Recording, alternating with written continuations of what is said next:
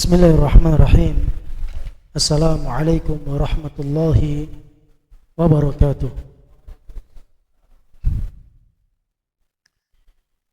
Alhamdulillah. Alhamdulillahi wa kafa. Wassalatu wassalamu ala rasulillahil mustafa wa ala alihi wa sahbihi wa man iqtafa ila yaumil liqiyah. قال الله تبارك وتعالى يا أيها الذين آمنوا اتقوا الله حق تقاته ولا تموتن إلا وأنتم مسلمون. إخوة الإيمان أعزني الله وإياكم. kaum muslimin, kaum muslimat rahimani Allah wa iyyakum. Alhamdulillah, senantiasa kita mengucapkan puja-puji serta syukur kita kepada Allah Subhanahu wa ta'ala, limpahan nikmat dan karunia yang Allah Jalla wa Ala berikan kepada kita. Salawat beriringkan salam semoga senantiasa tercurahkan kepada Nabi kita yang mulia, Nabi tercinta, Nabi besar Muhammad sallallahu alaihi wasallam. Kembali bahasan kita jamaah sekalian bersama kitab Ad-Da' wad-Dawa yang ditulis oleh Al-Imam Ibnu Qayyim al-Jauziyah rahimahullahu ta'ala. Bahasan kita malam hari ini insyaallah tentang ucapan tentang Allah Subhanahu wa ta'ala tanpa ilmu. Berbicara tentang Allah Subhanahu wa ta'ala tanpa ilmu. Setelah kita membahas pembahasan yang lalu di antara hal-hal yang dengannya seseorang dikatakan tidak mengagungkan Allah sebagaimana mestinya, kita lihat kemarin ada orang-orang yang mengatakan Allah Azza wa Jalla Trinitas. Ada yang mengatakan bahwa Allah Subhanahu wa ta'ala tidak memiliki sifat, baik itu wajah, baik itu tangan, baik itu sak, baik itu pendengaran, baik itu penglihatan, baik itu istiwa Allah Subhanahu wa ta'ala diingkari oleh sebagian manusia. Karena pengingkaran mereka tersebut, maka mereka dianggap tidak mengagungkan Allah sebagaimana mestinya. Mereka mengingkari yang demikian bermaksud untuk mensucikan Allah dari kesamaan dengan makhluk. Padahal tatkala mereka menafikan sifat Allah tersebut, apakah tidak ada makhluk Allah yang tidak memiliki sifat itu? Seperti misalnya kalau dia mensucikan Allah dengan alasan jangan katakan Allah memiliki wajah, karena kalau Allah memiliki wajah maka sama dengan makhluk.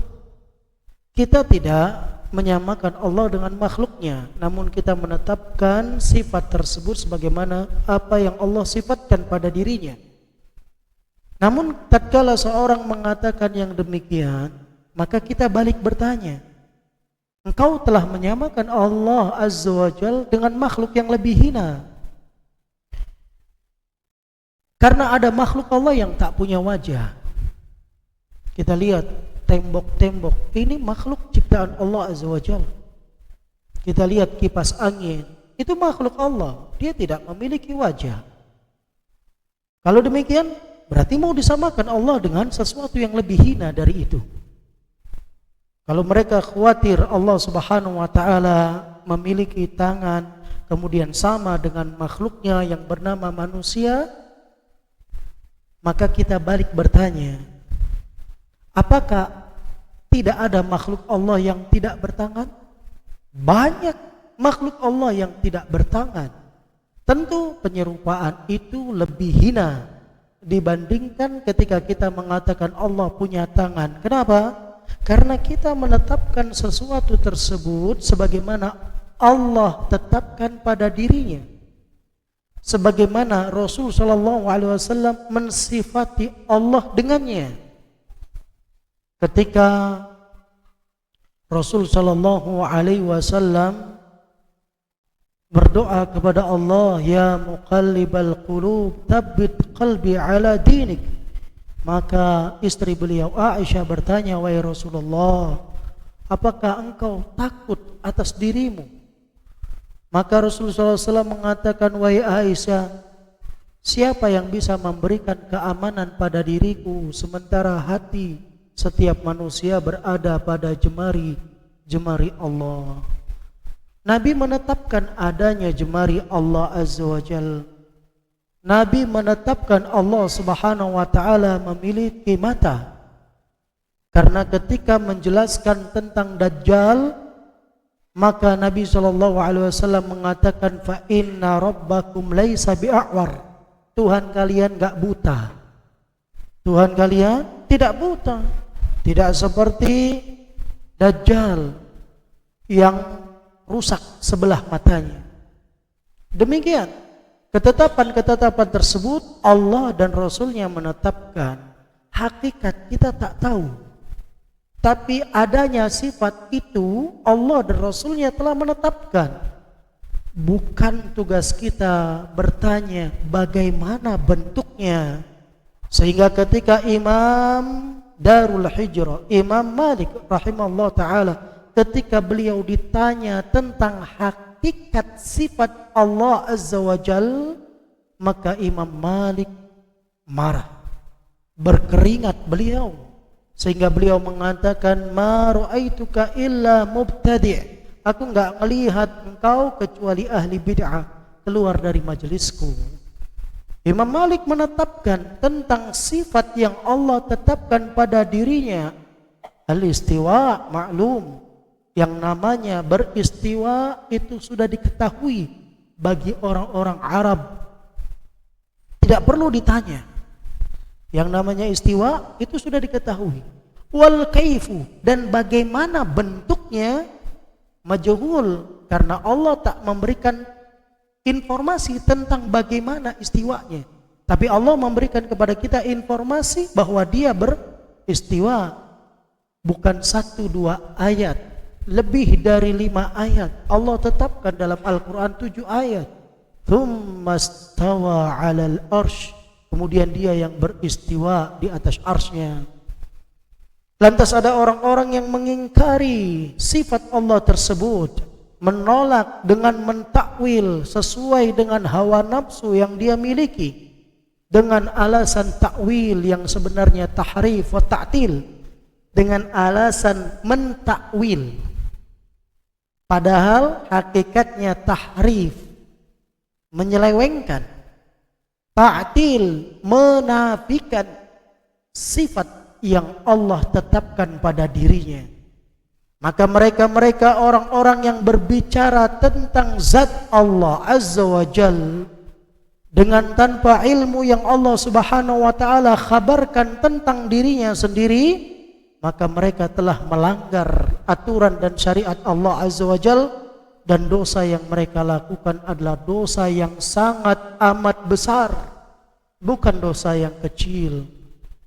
Abu Bakar As-Siddiq radhiyallahu anhu mengatakan, araftu rabbi bima arafa bihi an nafsi. Aku kenal Tuhanku dengan sesuatu yang dia mengenalkan dirinya kepadaku. Kalau sekiranya Allah tak kenalkan dirinya tentang sifat dirinya kepada kita melalui Nabi SAW, maka kita enggak akan kenal Allah Azza wa Jal. Dengan itu Allah Subhanahu wa ta'ala perjelas, diturunkan kitab, diutus para nabi dan rasul untuk menyampaikan kebenarannya. Maka siapa saja yang menolak jalan yang dituntun oleh Rasulullah, jalan yang diikuti oleh orang-orang beriman di masa Rasul sallallahu alaihi wasallam, berarti mereka lebih memilih kepada kesesatan.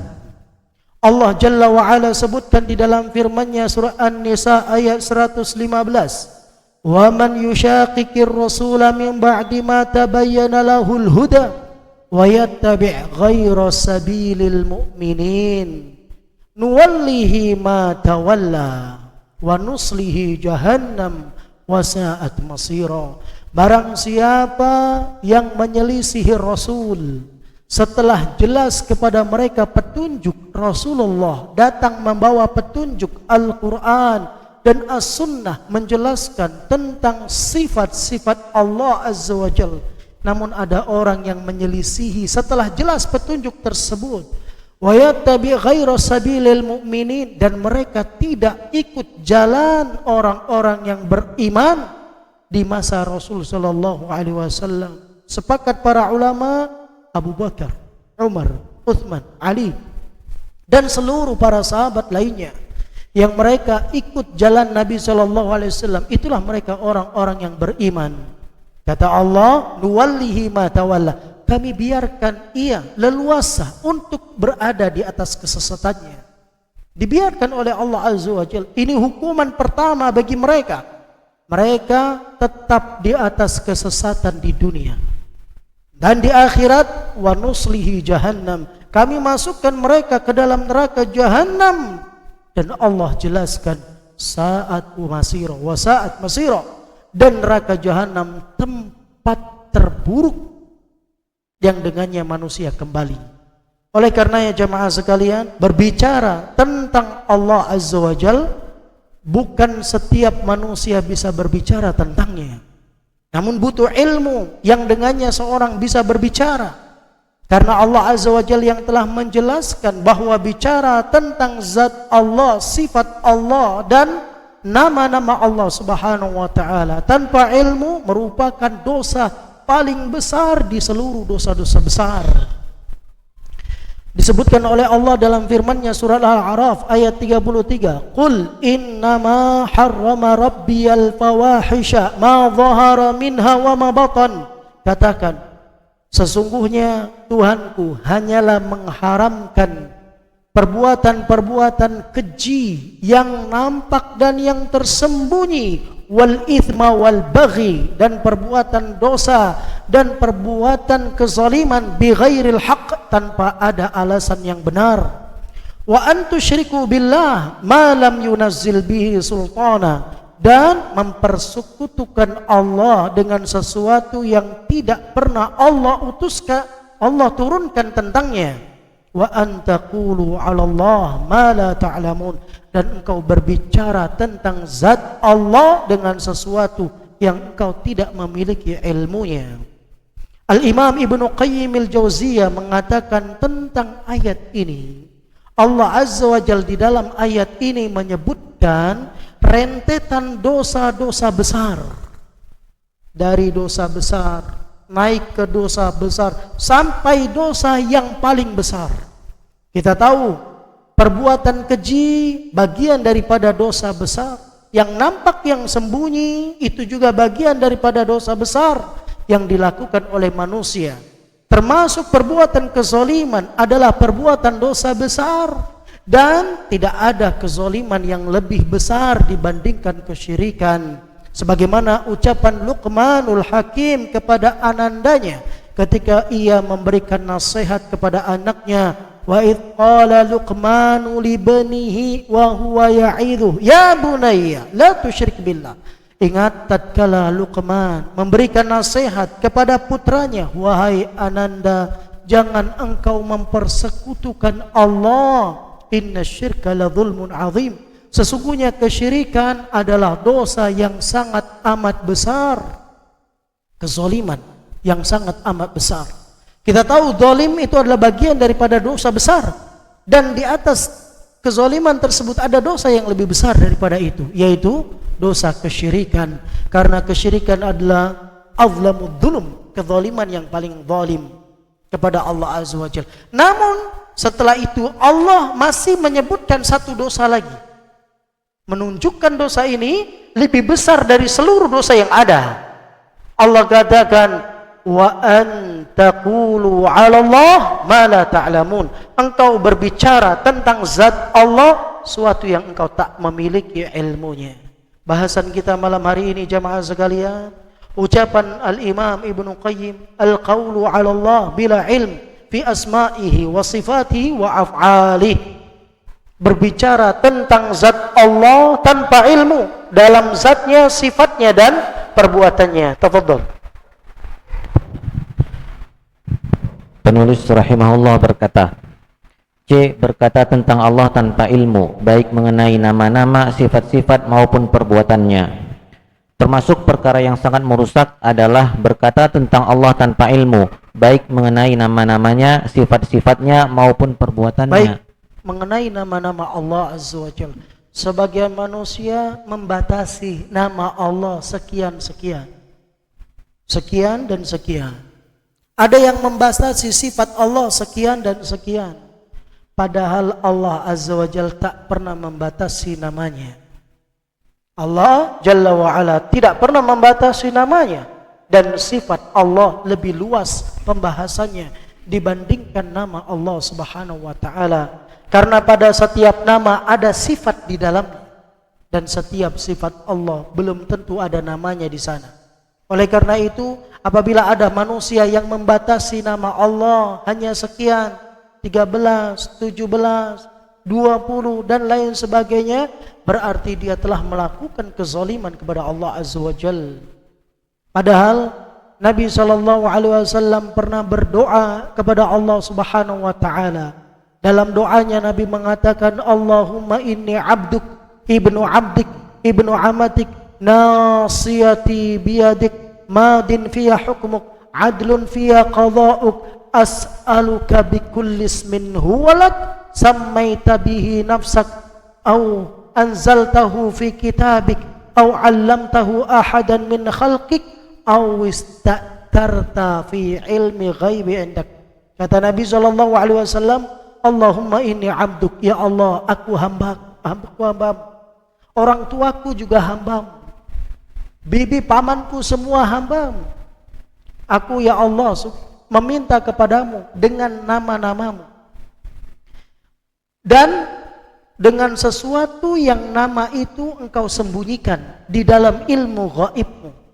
Berarti ada nama Allah yang Allah sembunyikan di dalam ilmu gaib yang kita enggak tahu. Di dalam hadis syafaat, ketika nanti di hari kiamat semua manusia berbondong mendatangi Adam, Adam diminta untuk memberi syafaat, maka Adam melepas kepada Nabi Nuh, Nabi Nuh melepas kepada Ibrahim, Ibrahim kepada Musa, Musa kepada Isa, Isa kepada Nabi SAW. Maka tampil Nabi kita SAW dan beliau sujud. Disebutkan dalam hadis tersebut, maka Nabi SAW memuji Allah dengan pujian yang tidak pernah Allah ajarkan di muka bumi. Dan ingat jemaah, seseorang tidak dikatakan memuji Allah kecuali menyebut namanya. Seseorang tidak dikatakan memuji Allah kecuali dengan menyebut namanya. Alhamdulillah, subhanallah, la ilaha illallah dan lain sebagainya. Disebutkan nama-nama Allah Azza wa Jalla.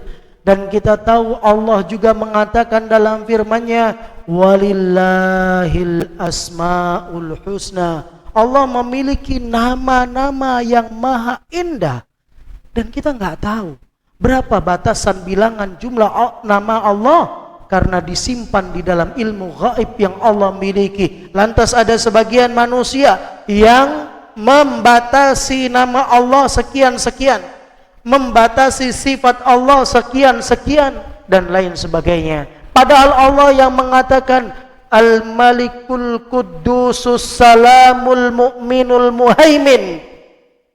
Kemudian ada yang mengatakan Allah wujud, qidam, baqa. Mana salam?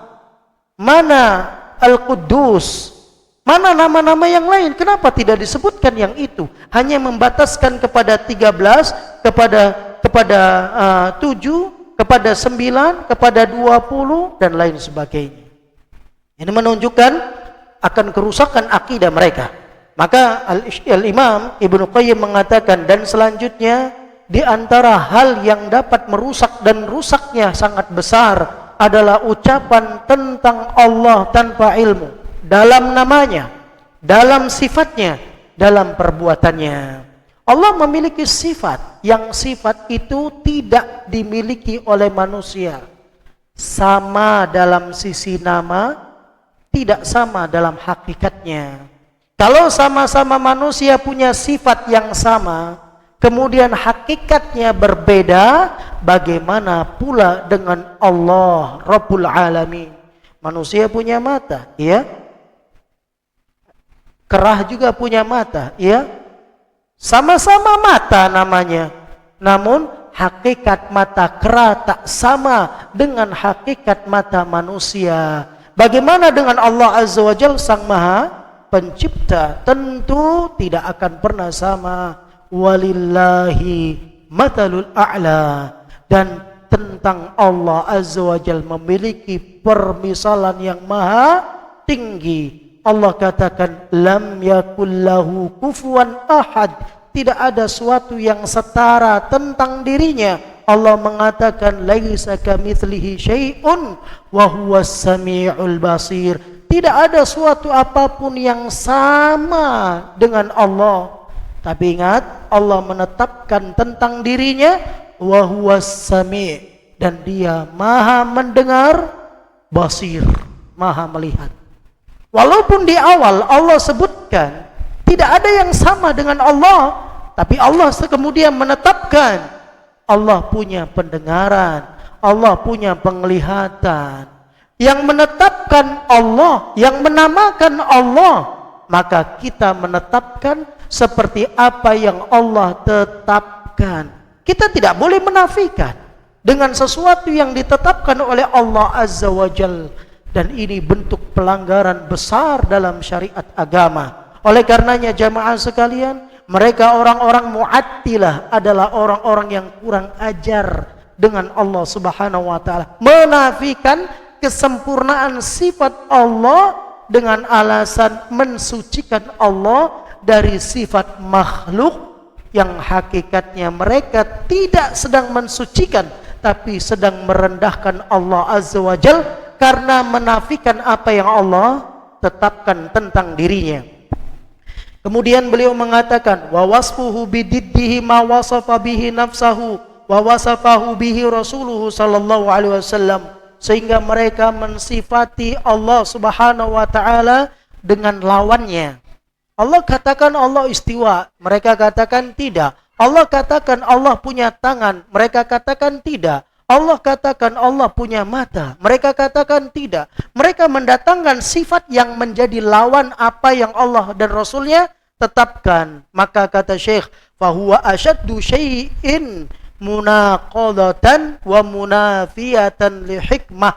Maka yang demikian termasuk hal yang sangat besar dalam penentangan dan penafian terhadap hikmah man lahu kamalul khalqi wal amri, kepada zat yang mempunyai kesempurnaan ciptaan dan perintah. Selanjutnya,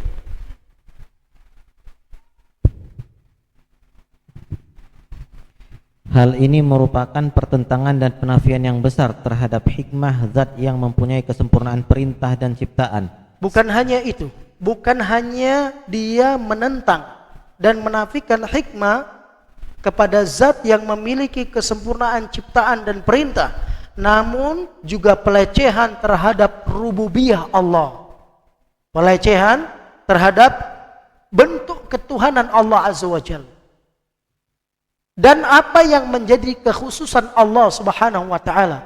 Allah mengkhususkan dirinya dengan sesuatu yang menjadi kekhususan dirinya, namun kemudian ada manusia yang menafikan sesuatu yang menjadi kekhususan Allah Azza wa Jalla. Dia menyangka kalau Allah istiwa, maka Allah lebih kecil dari makhluk yang dengannya dia beristiwa.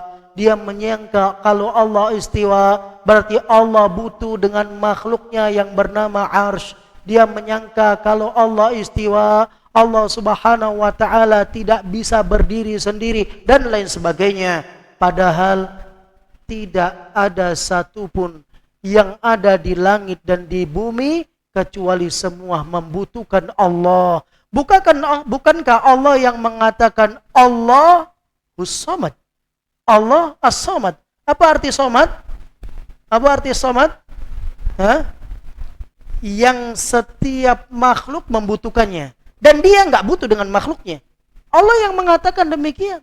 Setiap makhluk butuh dengan Allah Azza wa Jalla. Dari hajat-hajat mereka. Tapi Allah tak pernah butuh dengan satupun makhluknya di muka bumi ini. Sampai kita ibadah. Allah nggak butuh dengan ibadah kita. Sehingga Allah katakan, la ikraha fiddin. Nggak ada paksaan dalam beragama. Yang mau kafir, monggo. Yang mau mukmin, silahkan. Semua nggak dipaksa. Yang mau beribadah, yang mau taat, silahkan. Yang mau maksiat juga silahkan.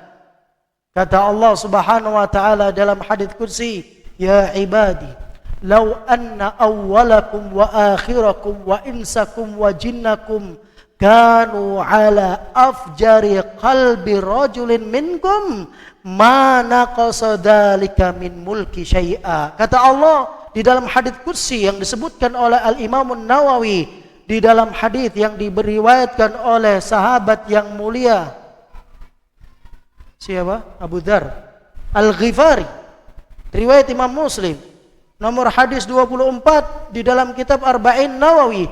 Hadis panjang. Allah katakan, wahai hambaku, kalau sekiranya kalian semua dari kalangan bangsa jin dan manusianya, dari awal penciptaan sampai akhir penciptaan, semuanya punya hati sebusuk iblis hatinya. Gak ada yang lebih bejat dibandingkan iblis, jemaah. Di antara makhluk-makhluk Allah, Fir'aun tidak lebih bejat dibandingkan iblis. La'natullah alaihi.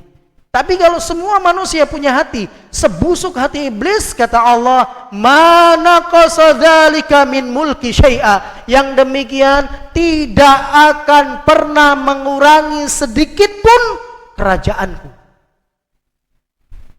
Kemudian Allah jelaskan kembali, wahai hambaku, dari kalangan bangsa jin dan manusia, dari awal penciptaan sampai akhir penciptaan, kalau semua kalian punya hati yang satu, seperti hati Muhammad sallallahu alaihi wasallam, enggak ada manusia yang lebih bertakwa di muka bumi dibandingkan Muhammad sallallahu alaihi wasallam. Kalau hati kita sama dengan hati Muhammad sallallahu alaihi wasallam, semuanya di muka bumi beribadah kepada Allah dengan kesungguhan dan keseriusan, yang demikian tidak menambah sedikit pun kerajaan Allah sebagai sang Tuhan.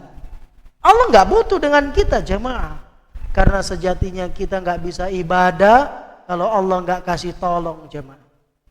Jangankan untuk sholat, untuk ingat Allah aja kita nggak mampu, jemaah. Kalau Allah nggak tolong, maka setiap sholat kita diajari oleh Nabi SAW agar mengucapkan di akhir sholat kita, Allahumma a'inni ala zikrika wa syukrika wa husni ibadatik. Ya Allah, bantu aku ya Allah.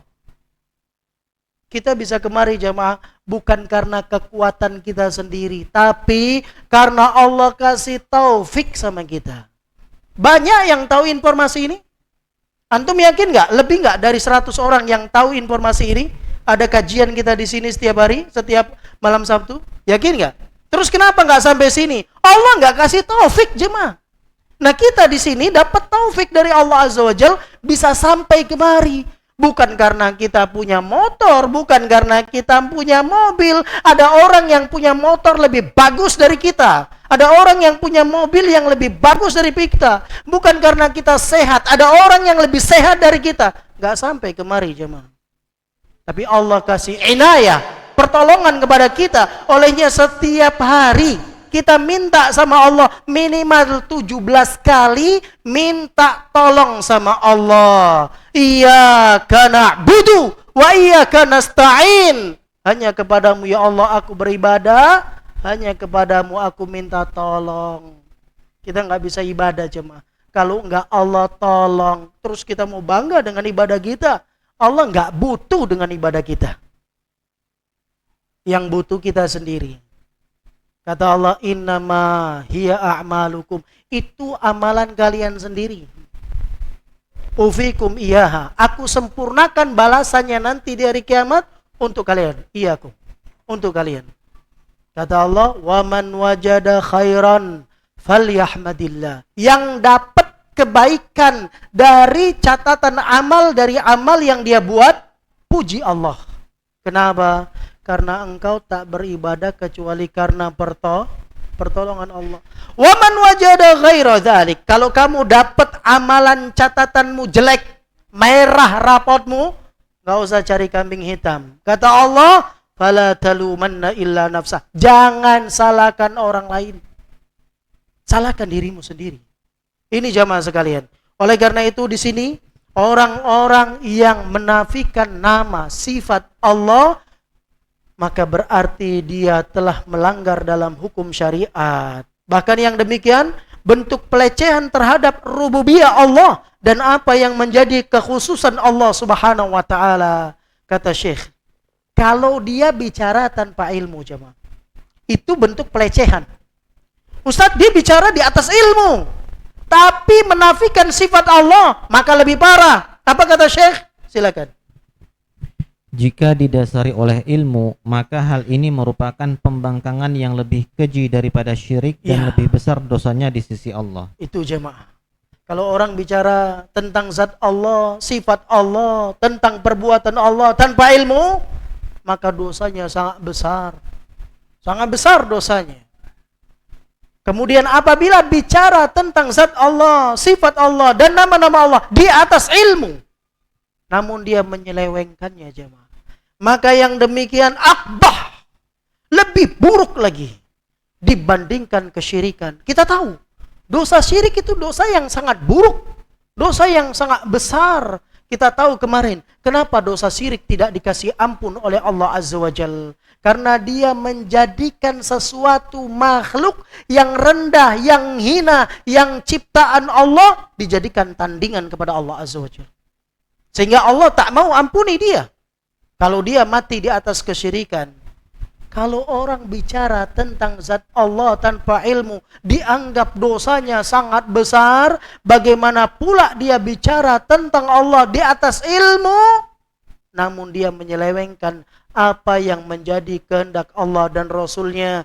Maka yang demikian merupakan inad, pembangkangan, asyaddu, yang lebih dahsyat, akbah, yang lebih buruk minasyirik, dibandingkan kesyirikan. Kita tak katakan syirik bagus, syirik itu buruk, jemaah, tapi masih ada yang lebih buruk dibandingkan kesyirikan, seperti yang Allah Subhanahu wa taala sebutkan tadi di dalam firman-Nya, yang Allah Subhanahu wa taala katakan dalam surah Al-A'raf ayat 33, wa 'adhamu itsman 'indallah, bahkan bicara tentang zat Allah Azza wa Jalla, sifat dan namanya tanpa ilmu, dosanya lebih besar dibandingkan kesyirikan. Sangat berat cuma. Dan itu bukan saya yang sampaikan, Allah yang tetapkan dalam firman-Nya surat Al-A'raf ayat 33. Coba dibaca Ustaz. Al-A'raf 33. Katakanlah Muhammad, Tuhanku hanya mengharamkan segala perbuatan keji yang terlihat dan yang tersembunyi, perbuatan dosa, perbuatan zalim tanpa alasan yang benar, dan mengharamkan kamu mempersekutukan Allah dengan sesuatu sedangkan Dia tidak menurunkan alasan untuk itu, dan mengharamkan kamu berkata-kata atas nama Allah apa yang tidak kamu ketahui. Antum lihat jemaah, di situ disebutkan dosa-dosa, semua dosa besar, tapi Allah memberikan rentetan urutan dari dosa besar sampai dosa yang paling besar di atas seluruh dosa besar. Bisa dipahamin? Kita tahu syirik adalah dosa yang sangat amat besar, tapi masih ada dosa yang lebih besar dibandingkan kesyirikan kepada Allah, berbicara tentang Allah tanpa ilmu. Kalau bicara di atas ilmu dan dia menyelewengkan apa yang Allah inginkan, yang demikian lebih dahsyat dan lebih parah pembangkangannya. Kenapa sebabnya? Antum tahu orang yang musyrik, dia mengakui enggak Allah sebagai Tuhan? Dia mengakui jemaah. Orang yang musyrik, dia sholat, dia puasa, dia haji, dia sedekah, dia mengakui ketuhanan Allah Azza wa Jalla. Sedangkan orang yang menafikan, berbicara tentang zat Allah tanpa ilmu atau di atas ilmu, namun dia hilangkan sifat Allah, berarti dia menafikan sifat ketuhanan Allah Azza wa Jalla. Menafikan rububiyah Allah Azza wa Jalla. Allah katakan Allah punya tangan, dia katakan tidak. Allah katakan Allah punya mata, dia katakan tidak. Allah katakan Allah beristiwa, dia katakan tidak. Dan lain sebagainya. Ibarat ada seorang hamba sahaya. Seorang hamba sahaya ini, yang satu mengatakan bahwasanya si raja diakui sebagai seorang raja, sehingga dia menghormati dan mengagungkannya. Namun di sisi lain, untuk mengagungkan dan menghormati raja, dia melewati menterinya, ya, melewati orang-orang yang dekat dengan rajanya. Segala sesuatu disampaikan kepada menterinya dan lain sebagainya. Tapi di sisi lain dia masih mengakui sang raja adalah raja. Namun orang yang kedua, dia tidak mengakui kerajaan sang raja. Dia menafikan tentang kekuasaannya, tentang kebesarannya, tentang kekuatannya. Kira-kira mana yang lebih dahsyat kemarahan sang raja dengan dua budak sahaya ini? Tentu yang tidak mengakui akan kerajaannya. Demikian ilustrasi dan gambaran yang digambarkan oleh Syekh rahimahullah ta'ala. Tafadhal. Sungguh, orang musyrik yang mengakui sifat-sifat Allah masih lebih baik daripada pembangkang yang meniadakan sifat-sifat kesempurnaannya. Orang musyrik, dia masih mengakui Allah sebagai Tuhan. Allah subhanahu wa ta'ala beristiwa. Allah subhanahu wa ta'ala memiliki tangan. Masih mengakui itu jemaah. Ini orang musyrik. Beda halnya dengan orang mu'attil. Orang yang menafikan sifat Allah. Dia katakan Allah nggak punya, dan lain sebagainya. Tentu ini bertentangan. Lanjut. Seperti halnya seseorang yang mengakui kerajaan seorang raja tertentu dan tidak menentang kerajaannya serta sifat-sifat yang memang berhak disandang oleh raja itu. Tetapi dia menjadikan seorang sekutu bagi raja tersebut dalam sejumlah perkara. Tidak lain untuk mendekatkan diri kepadanya. Masih lebih baik daripada seseorang yang menentang sifat-sifat raja sekaligus hal-hal yang membuatnya menjadi raja.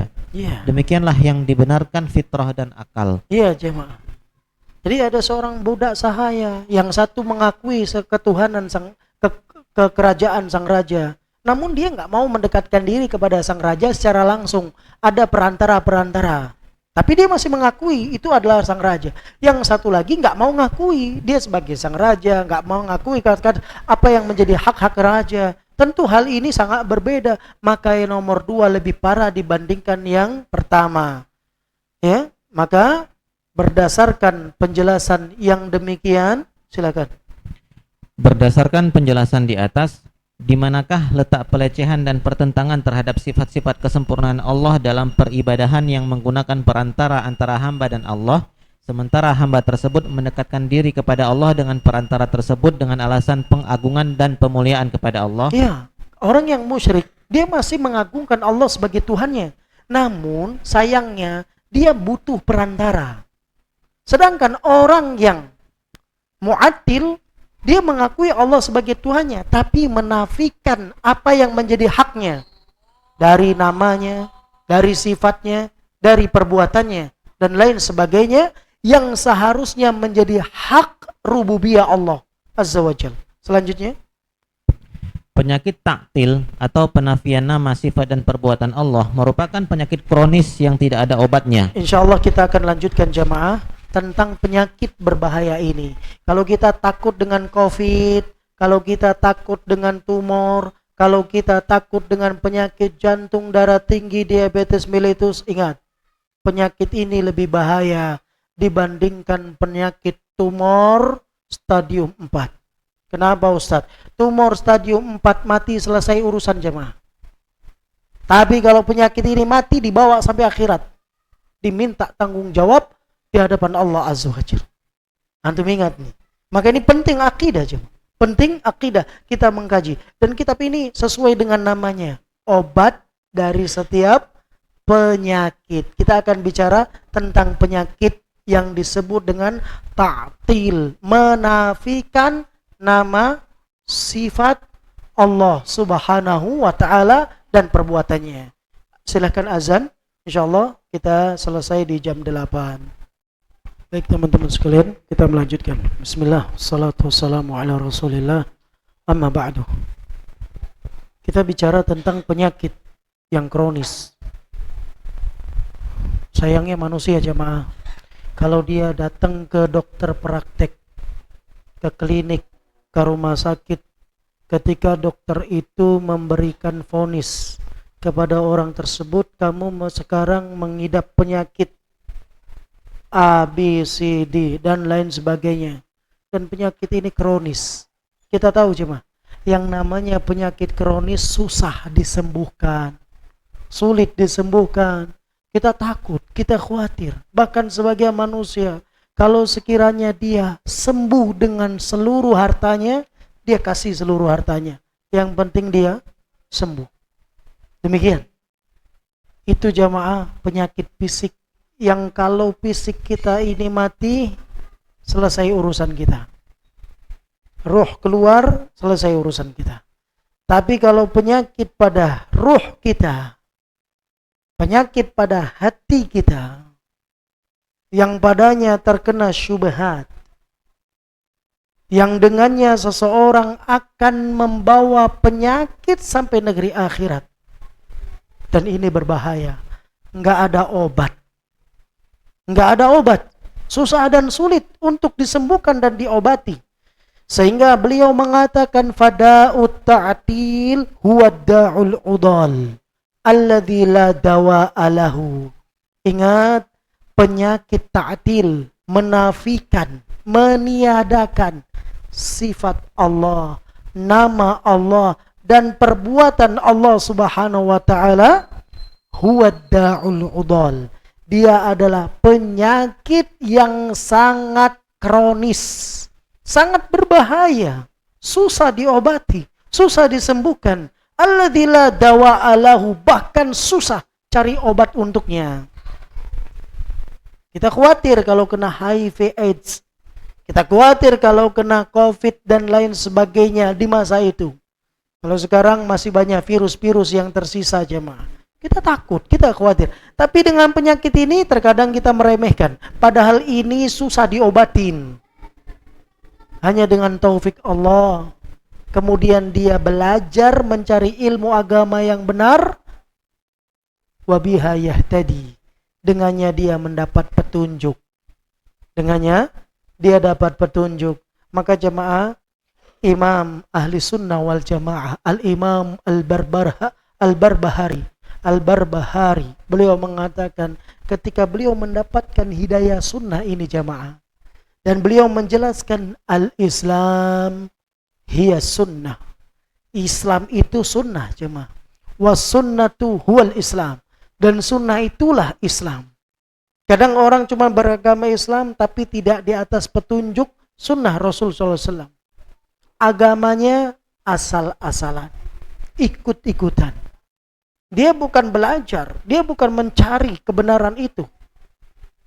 Oleh karenanya ada sebagian ulama salaf dahulu, dia bingung mana sebetulnya hidayah yang lebih besar, apakah hidayah Islam ataukah hidayah sunnah. Dia nggak bisa bedakan. Sampai pada akhirnya dia katakan ternyata Islam adalah sunnah dan sunnah adalah Islam.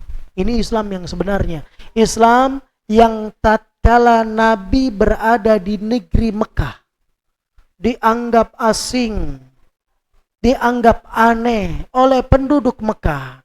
Ketika Nabi mengajak mereka bertauhid, menyembah hanya kepada satu Tuhan, maka berkatalah orang-orang kafir Quraisy, aja'ala alihatan ilaha wahida, inna hadha la syai'un ujab.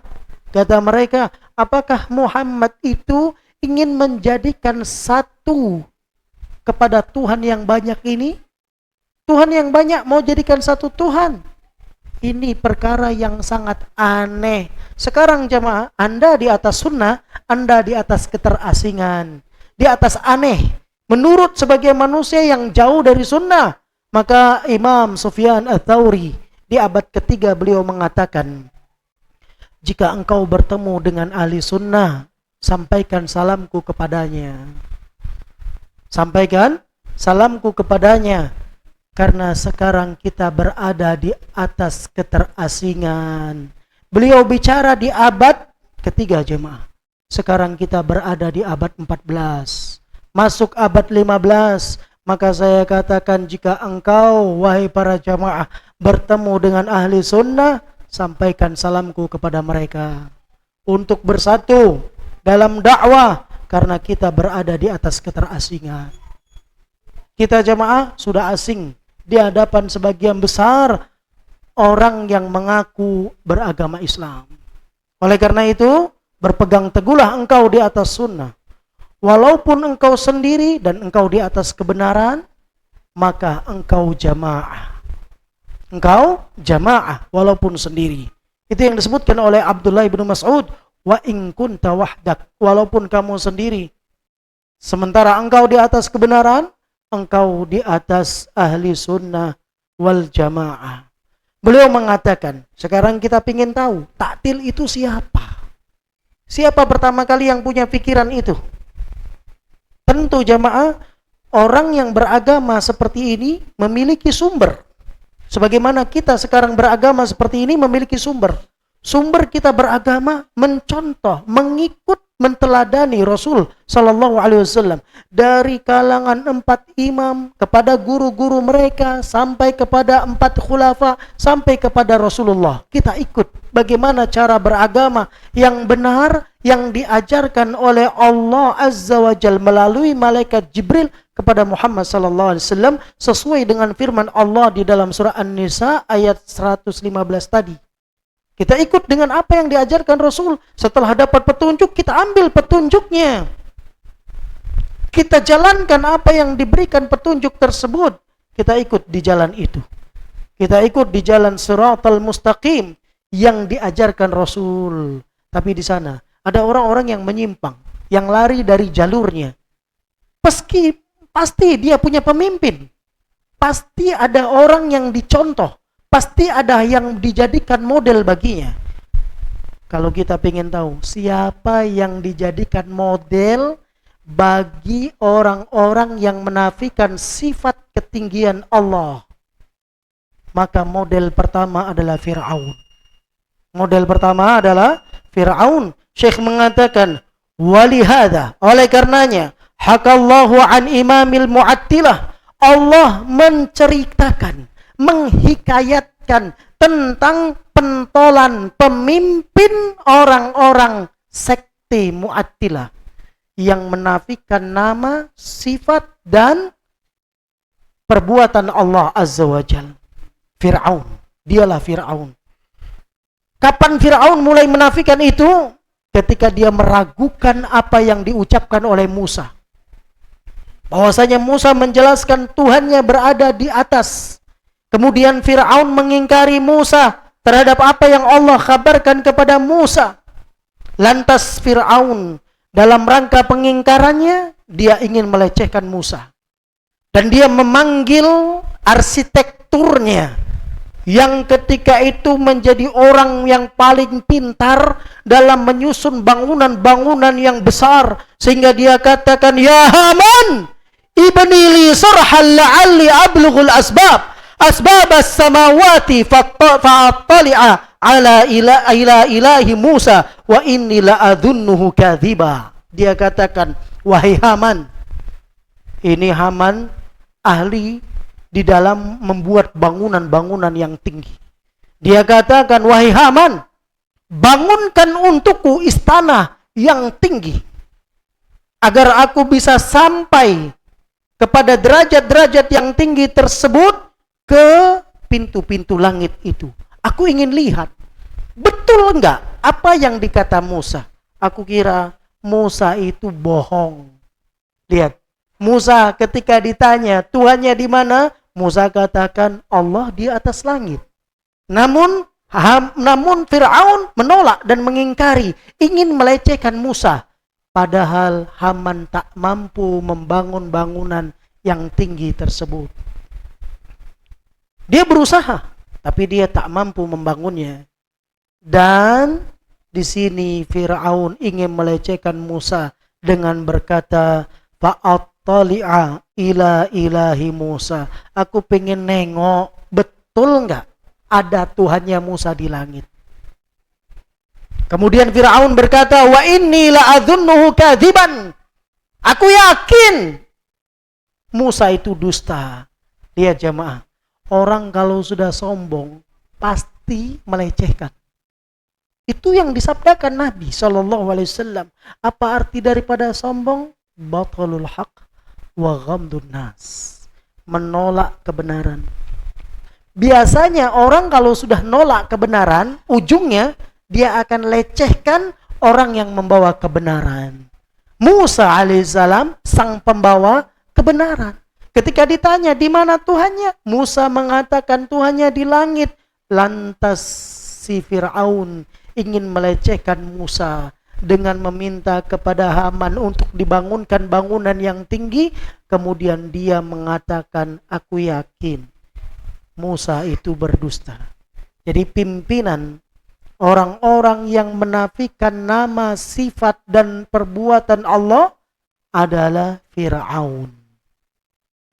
Dan diperkuat oleh Syekh rahimahullah ta'ala di dalam kitab Al-Ibana an Usulid Diyana, penjelasan tentang pokok-pokok agama yang ditulis oleh Imam guru besar Asy'ari, Imam Abul Hasan Al-Asy'ari. Beliau sendiri yang nulis dengan tangan beliau untuk membantah mereka, karena beliau dahulu pernah memegang madhab Asy'ariyah.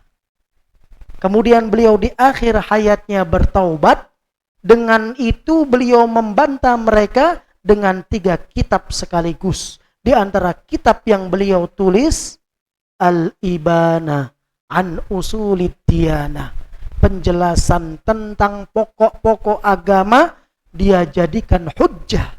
Beliau jadikan dalil, hujjah dan alasan ayat tersebut yang kita bacakan tadi dalam surah Al-Ghafir ayat 36 dan 37 untuk membantah dan mengkritik orang-orang Mu'attilah, orang-orang yang menafikan sifat, nama, dan perbuatan Allah Subhanahu wa ta'ala. Syekh mengatakan, kami sudah sebutkan lafaz-lafaznya pada tempat-tempat yang lain selain pada tempat ini. Di dalam kitab yang lain, Ijtima'ul Juyus Al-Islamiyah, milik Syekh rahimahullah ta'ala, kumpulan pasukan-pasukan Islam. Berarti jamaah, kita tahu bahwasanya bicara tentang Allah tanpa ilmu adalah suatu hal yang sangat besar dosanya di sisi Allah. Bahkan Syekh mengatakan, bicara tentang Allah tanpa ilmu dengan kesyirikan suatu yang mutalazim, yang senantiasa bergandengan, tidak akan berpisah, senantiasa bergandengan. Silahkan. Syekh Abul Hasan Al-Asy'ari dalam sejumlah karyanya berhujjah dengan ayat di atas dalam membantah sekte Mu'attilah. Kami telah menyebutkan pula lafaz ucapan beliau selain pada pembahasan ini. Sesungguhnya berkata tentang Allah tanpa ilmu dan syirik merupakan 2 perkara yang saling beriringan. Ya, secara dia saling beriringan jemaah. Kesyirikan, bicara dengan tentang Allah tanpa ilmu selalu beriringan.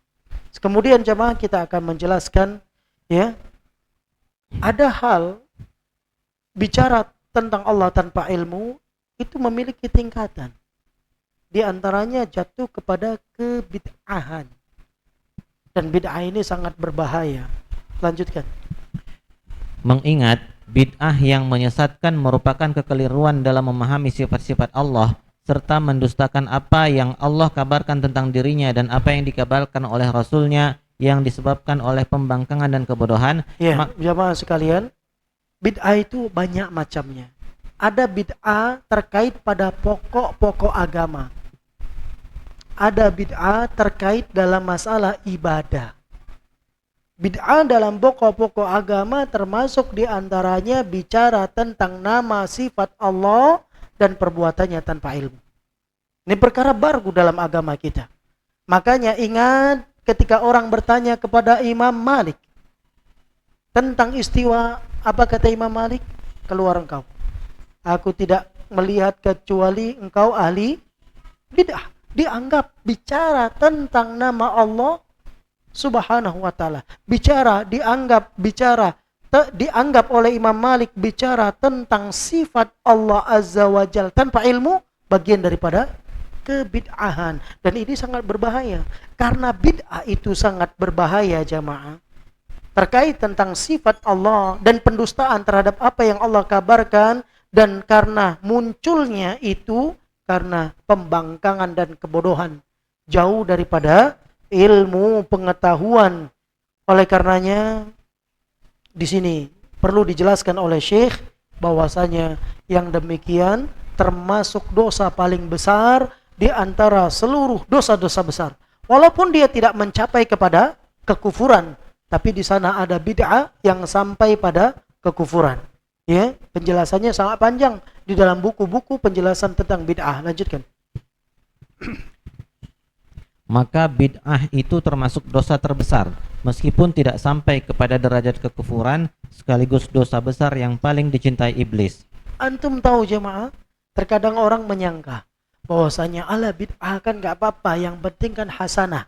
Bid'ah kan gak apa-apa, yang penting baik. Kata Nabi, kullu bid'atin dolalah. Semua bid'ah. Gak usah ngajari bahasa Arab sama Nabi. Orang Arab banyak tanya sama Nabi. Orang Arab banyak tanya sama Nabi sesuatu yang mereka gak tahu. Sehingga Nabi SAW ini di antara mukjizat yang Allah berikan kepadanya, Nabi bicara pendek, maknanya luas. Sehingga orang Arab sendiri sebagian mereka tak tahu tentang makna itu. Sehingga mereka sering bertanya, wahai Rasulullah apa ini, wahai Rasulullah apa itu, dan lain sebagainya. Dan Nabi SAW yang mengatakan, kullu bid'atin dolalah. Semua namanya bid'ah, kesesatan. Yang bicara bukan Abu Dihya jamaah. Kita cuma mengikut dan mencontoh Rasul Sallallahu Alaihi Wasallam. Baik jamaah, selanjutnya. Kalau ada orang yang mengatakan kan ada dibagi bid'ah hasanah, bid'ah yang sayyi'ah, bid'ah mungkarah, bid'ah makruh dan lain sebagainya, ini kekeliruan yang terjadi dan telah dijelaskan oleh para ulama. Sedangkan ucapan Umar bin Khattab, nikmatun bid'ah hadhihi, maksudnya adalah perkara-perkara yang dalam urusan bahasa, bukan pada hakikatnya.